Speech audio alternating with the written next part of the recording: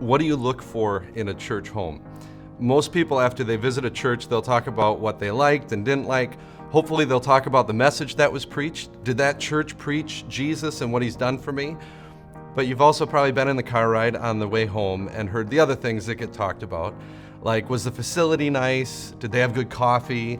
Was the worship team good? Did the pastor preach too long? It's great to have things that we like in a church, but the danger is, for us, is that we become a church that only people want. The truth is, the church that I'm part of and the ones down the road, they don't belong to me, and they don't belong to the members, they belong to Jesus. So the better question, instead of asking, what kind of church do I want, or what kind of church do you want, the more appropriate question is, what kind of church does Jesus want?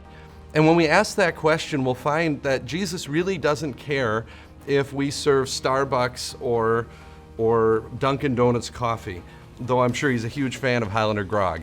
No, we're going to find that what he wants in a church is much deeper. Now you may be thinking, well, that's a little presumptuous. How do we know what Jesus wants in a church? Well, here's the neat thing.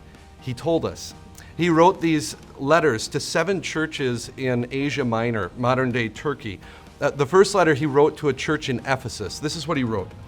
He said, to the church in Ephesus, I know your deeds, your hard work, and your perseverance.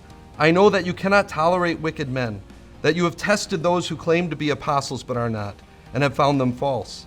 You have persevered and have endured hardships for my name, and have not grown weary. Wow! Those are some pretty awesome things to hear from Jesus. Jesus says, I've seen it. I've seen your perseverance. That though you're criticized for saying what I teach, you stick to your guns. You love the word and you make sure the Bible is taught in your churches.